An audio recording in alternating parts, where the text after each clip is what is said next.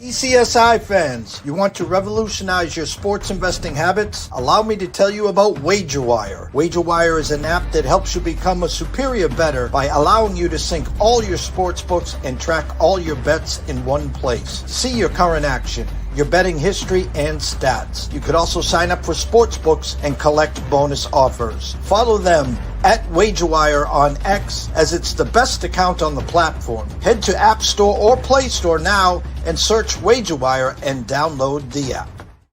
Sports betting isn't a gut call. It's a market with prices that move. WagerBird shows you what to bet, when to bet it, and how the line is changing live. Every pick is time-stamped. Every result is tracked. Start betting like an analyst with WagerBird. Excuse me, Mr. DJ. Hey, check this out. We got a great show coming your way. From the ECSI Sports Studios, the #1 sports information program in America, The Breakfast Bankroll, with your host, the sports broker, Jeff Dawson.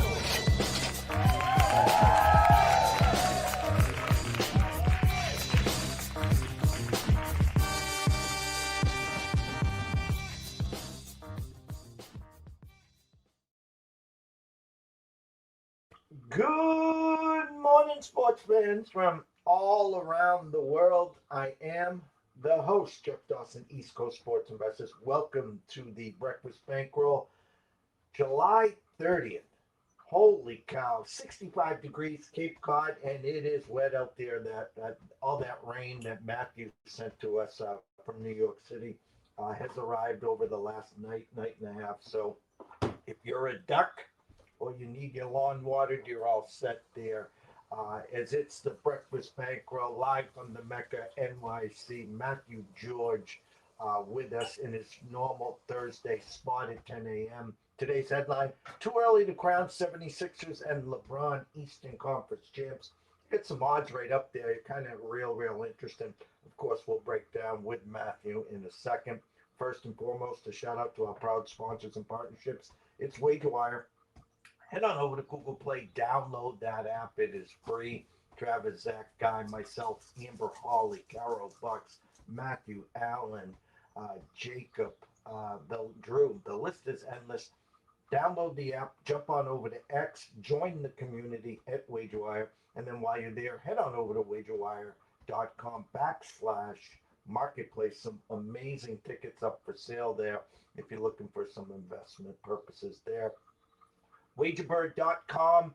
CEO Blaine Davis, usually here on Wednesdays at 10:05. Week off, family vacation. Hope you're having a great time, Blaine and Maya. Hope to see you tomorrow. Head on over to wagerbird.com. It's a financial look through the mad scientist in sports investing and wagering. If you join today, would like to purchase some points, gems, or birds, use the promo code WELCOME20, get 20% off your first order. And if you have any questions or comments, send an email to info@wagerbird.com. Tell Blaine JD from ECSI sent you. So without further ado, let's bring him on, Mr. Matthew George. What's up, Matt? Good morning, Jeff. What's going on? How are you? The last week of the official dog days of summer, Saturday, we flipped the calendar to August 1st. The trade deadline, August 3rd. The Hall of Fame game coming up. We're ready to, as we like to say, to start cooking with Crisco. Red Sox make a move. Guy gets plunked. His second at bat, probably done for the season now. A lot of crazy things going on. WNBA All-Star game. AZ Fudd she just hit another three, by the way. Amazing performance. A good Evan, Caitlin Clark hitting threes from the logo, yada, yada, yada. How's your week been? Yeah, it's been a lot of fun and entertaining things, especially with basically midway towards everything right now, especially both with the WNBA and Major League Baseball. So we're really cooking. We're really in the gas of everything. So it's not stopping now, especially with everything going on. And OTAs have started as well with the NFL. So we're right around the corner with the NFL season too. So don't forget about that. Headliner, again, too early to crown 76ers LeBron, a true super team there with Embiid, Maxey, Brown, Excombe, and now LeBron. I'm on DraftKings as we speak. I'll start with this. Let's go over to just the Eastern Conference Finals.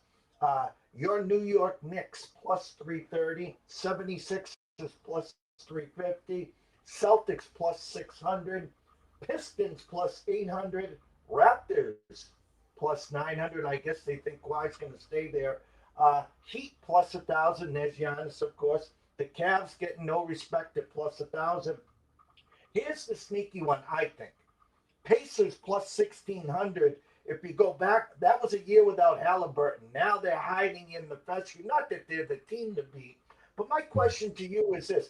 We've known, 9 years in a row now, Matthew. There hasn't been a back-to-back champion in the NBA. You got hot at the right time. It was the perfect storm. Now here come the Sixers. Let's start there. The pricing that I gave you, what's your initial thought? It's legitimate in the fact of like, yes, the Knicks are trying to repeat.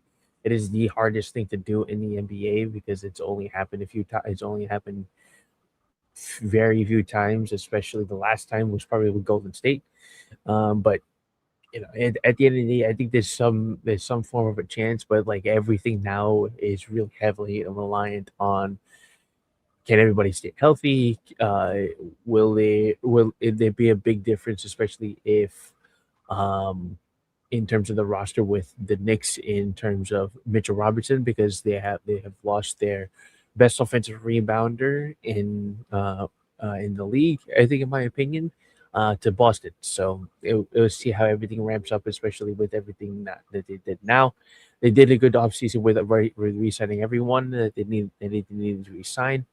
And I think they did pretty well in the draft. So let's see how everything goes there. Although I wish they would have kept Kobe Pete and not trade him to the Phoenix Suns, but that's just my opinion from the first round of the 2026 NBA draft. LeBron going to Philly is going to be probably the most legitimate team that he probably could have gone to. I just didn't expected it would be a 2-year deal. So he's going to stay there for another year, and depending on if he actually decides to stay there for another year, and can everything fall into place where the scoring load he doesn't have to take. Obviously, he's not going to take the scoring load at all. He's probably going to be like the fourth or fifth option in terms of the scoring options, but he's probably going to be the number one playmaker because apparently reports are saying that LeBron's going to be the point guard of this team, which I don't think makes any sense because I get that and back in like 2020, back in those days with the Lakers, like he ran the point guard position and then it kind of worked, and then next thing you know, he leads them to a championship. But like that's like 6 years ago. This is 2026 now. LeBron's older and he doesn't have that motor back a few years ago when he still won that championship for the Lakers. Is that a time where you're gonna hand the keys over to LeBron James in terms of the point guard position? I don't think he just has the motor to do that. But then again, his body and physique says otherwise. So but Father Time also comes through. So there's a bit of a fine line between that. So we'll see what happens. So I agree with the whole numbers aspect in terms of everything happening right now. I think my opinion, I don't be surprised if that number decreases with the way Indiana's going to probably play this season, because I don't think I have any high expectations for Miami. Their front court is going to basically just be that, and it's just going to be Bam and Giannis, and then everybody else is just basically just on the bottom tier. So, you're going to basically just run with this team. I don't know how Eric Spoelstra is going to handle this kind of situation, especially since LeBron's not there. So, I just don't think anything is going to be. I think they're going to probably be a subpar team. So everything around then, from the Eastern Conference standpoint, it's probably going to be a 1-2 punch between the Knicks and the 76ers at this point. It's way too early to tell, of course, as Jeff mentioned, but I like the odds for the Knicks at least at this point for right now. It just everything just has to fall into place, especially if they stay healthy. Well, here's the funny: the haters, and there's a lot of them out there. There's only one ball. That's what now they're saying. So the comedy here in Boston is basically you traded Jalen Brown for Paul George to Philly, and then in turn, because Jalen was there, they acquired LeBron on a NBA minimum. I mean, it was Mhm. comedy. I mean, if the Celtics now started the year with Tatum, Brown, and LeBron, Celtics Nation would be already lining up. We're going to win a championship. So the haters, there's only one ball. Let me just take this from X's and O's. If Embiid is in the paint and he's healthy, we saw what he can do when he's healthy. We know what he can do. You got to double him, okay? So now you've got four guys behind the three, okay? If you got LeBron, you got Jalen, but you got a sniper with Edgecombe, and Maxey gets the ball. He can just take it now to the lane because I'm telling you right now, and I know it's early, and I'm not anointing them Eastern Conference champs or NBA champs. We've seen super teams flop. There's no better four, meaning together with an X's and O's standpoint. You could say, well, Jeff, you got a center, and then what do you got?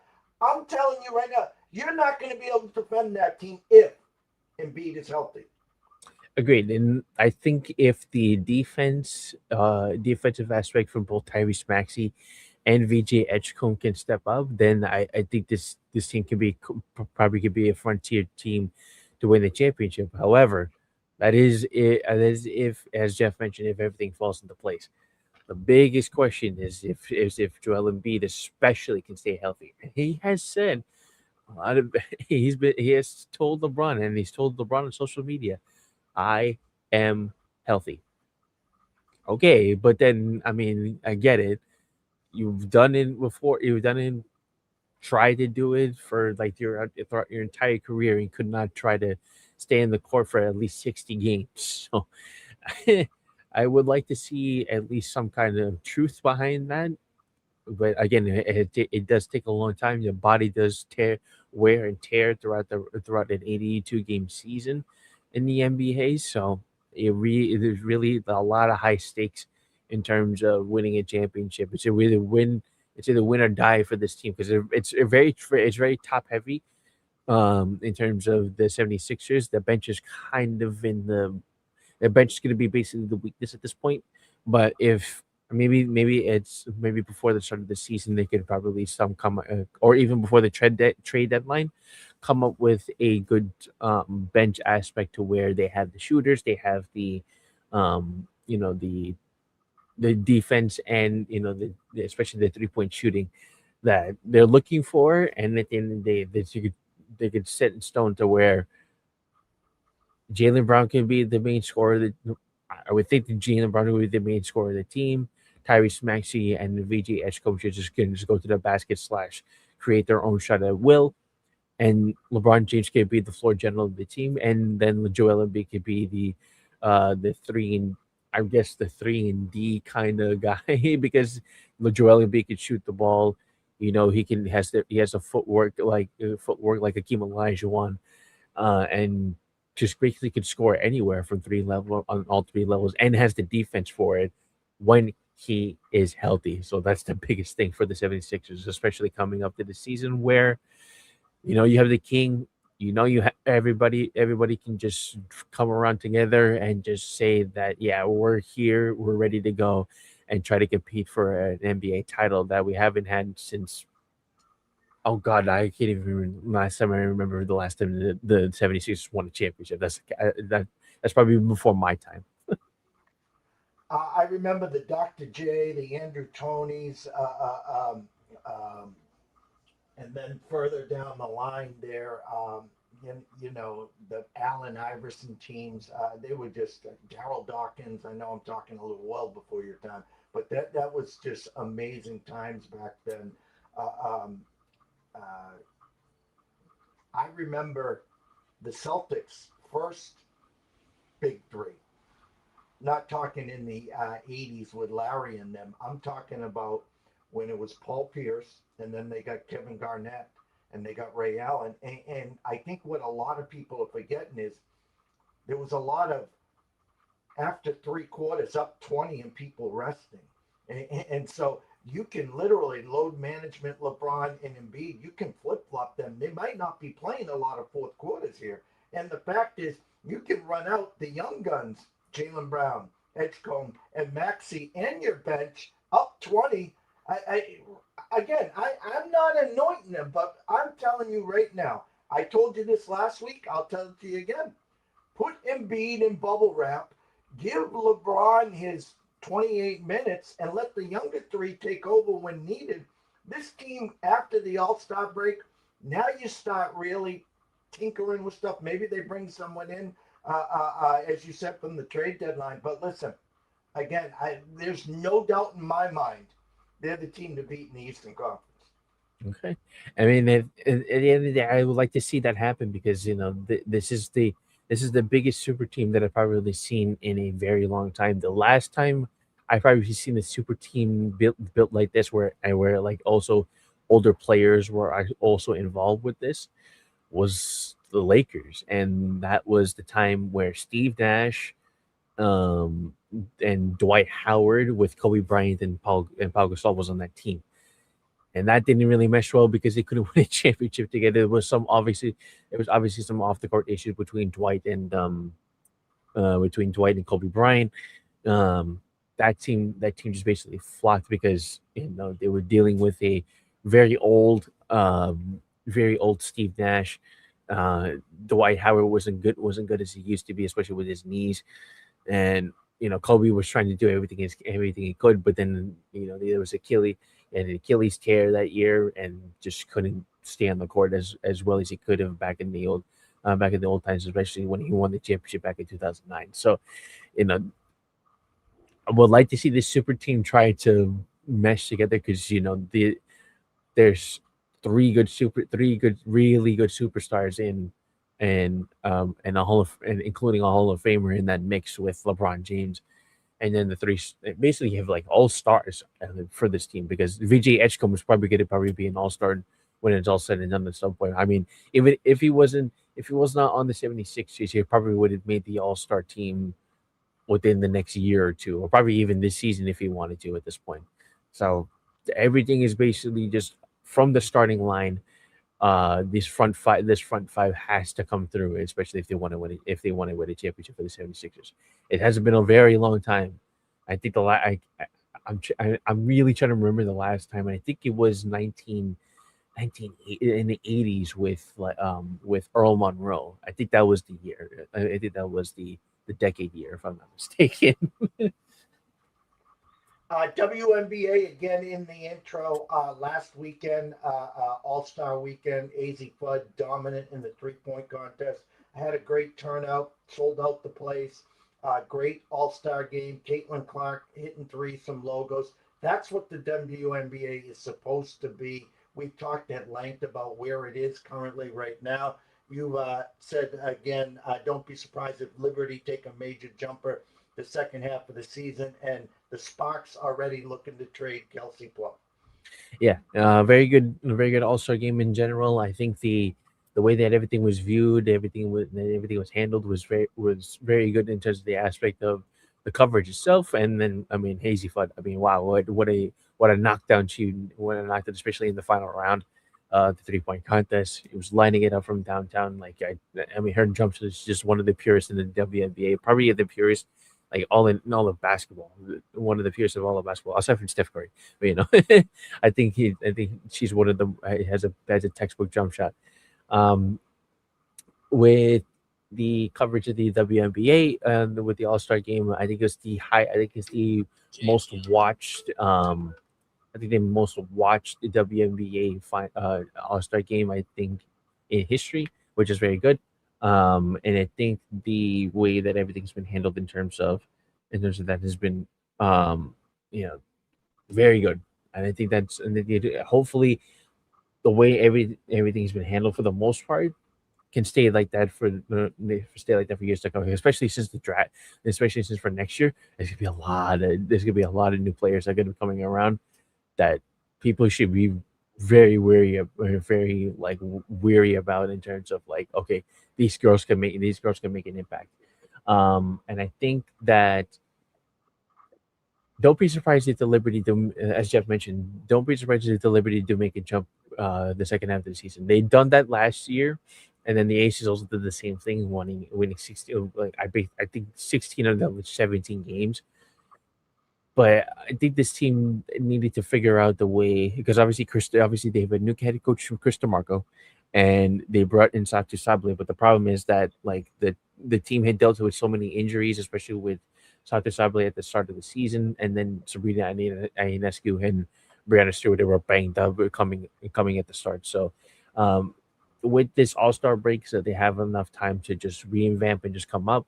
I think this big three can definitely step up and just make plays to make a run in the standings, because right now they're seventh in the league right now, but obviously within the top 8 teams that are projected to make the playoffs, every team in the standings is above 500. If you go past the Washington, everybody's under 500, so they're just probably just waiting. They're probably just into the draft. They're probably just settling down and just trying to go into the WNBA draft for 2027 and seeing where they land. So it's basically just front and center for the Liberty at this point. It's just a matter of where they stack up. Lastly, in terms of what Jeff mentioned, there's been reports saying that the LA Sparks are trying to trade Kelsey Plum. No, I don't think there's any intention of like I don't really like her on the team, which is more the fact of just getting her value.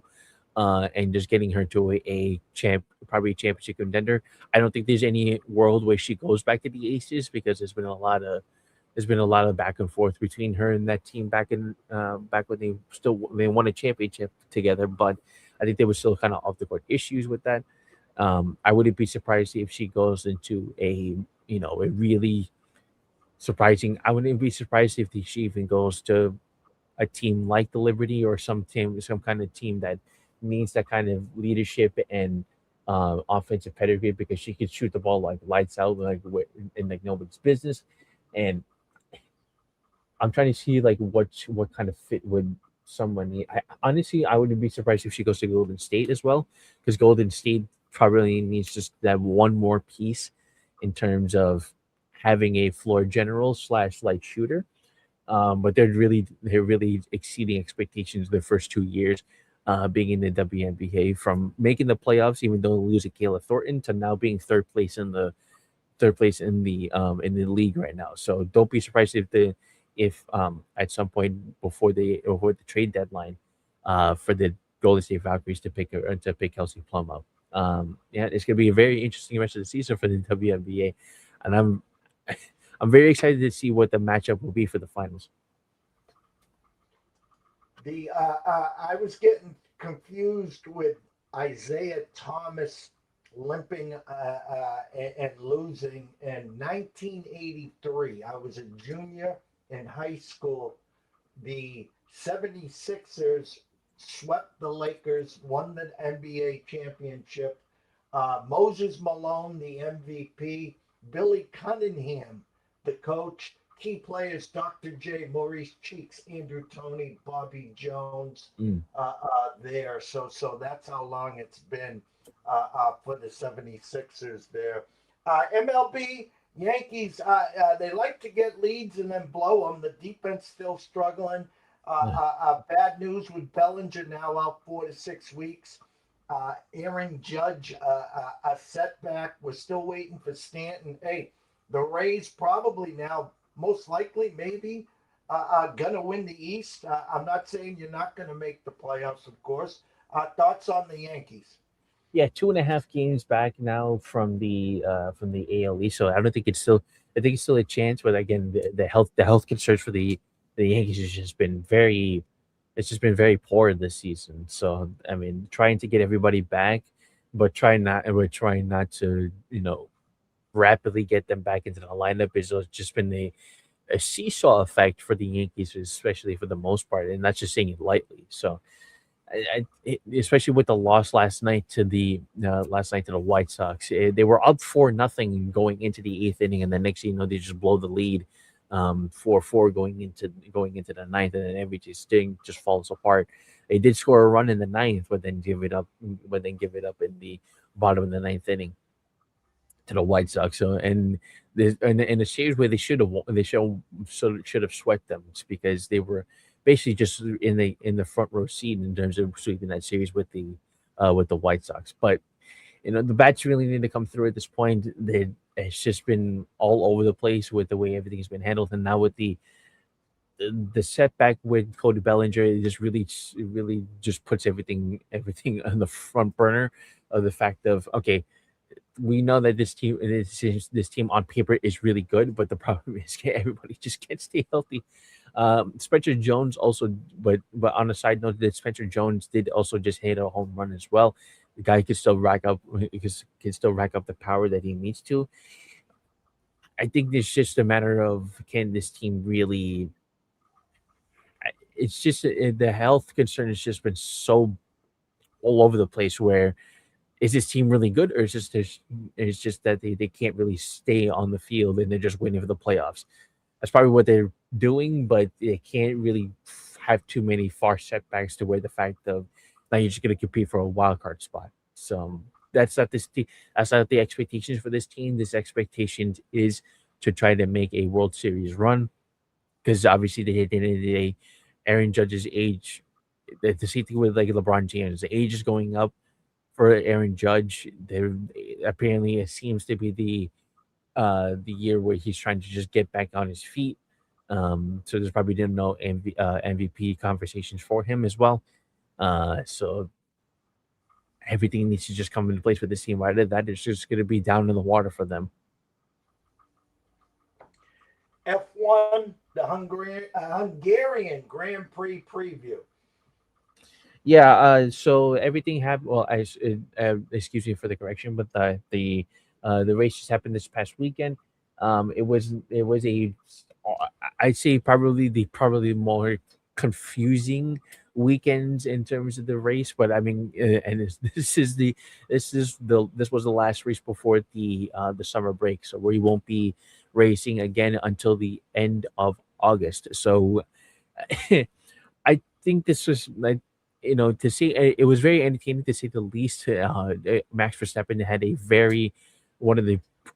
probably one of the highlight passes against Lewis Hamilton and Liam Lawson I've probably ever. That's probably one of the greatest passes I've probably seen from Max Verstappen in his career. And I think and solidified second place for that matter. It seems that everything has been really coming together with Red Bull. Speaking of, it's just a matter they can't seem to get that hump over to try to be that fastest car in terms of pace.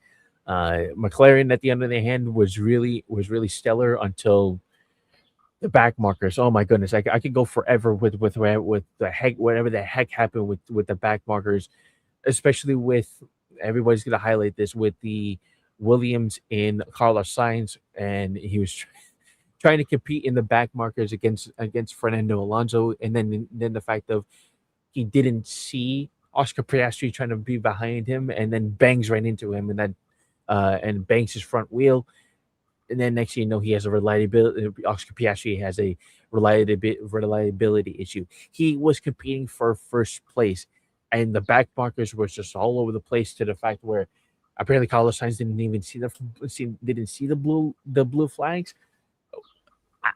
What? That doesn't make any sense at all.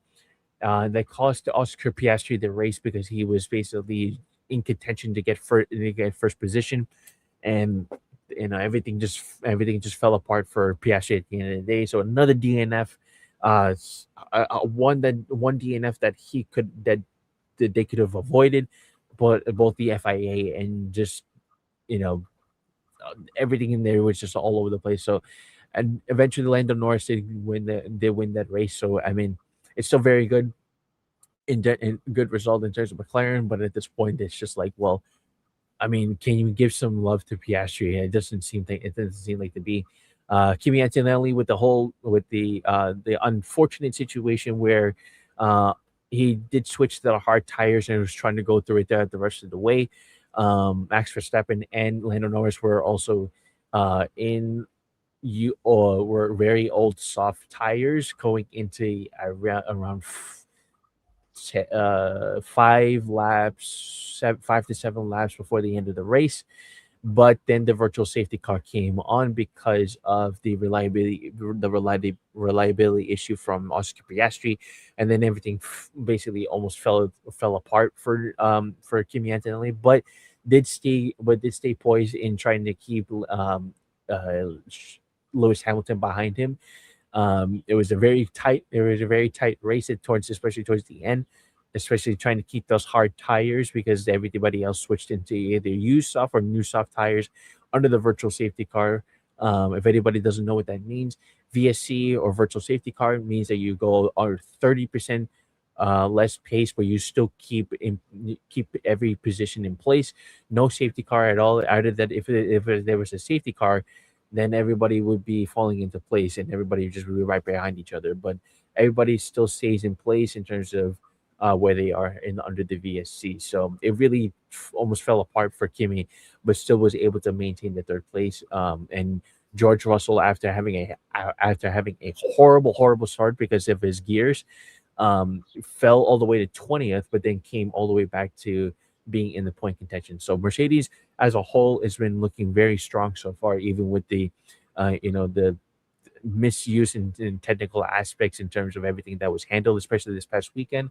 But I think with the separation, this 1 month separation, I think they could come up and still be a very strong team because they showed that they've done it. They've won one pole position almost every single race except for this last one, with Lando Norris being in pole position. But I think the second half of the season, you can see both McLaren and Ferraris take the next step, but the biggest contention is with Mercedes. So we see at the end of the day how the rest of the season goes for an F1 at the second half of the season. Scroll has been going the whole time, Matthew. Of course, everyone can follow you at MG28_sports on X. But as we always wrap up this segment of the show, I'd like to have you tell everyone, of course, where you can find your podcast with Coach James Young, all your work at Sports Grid, Sirius XM, and all that good stuff.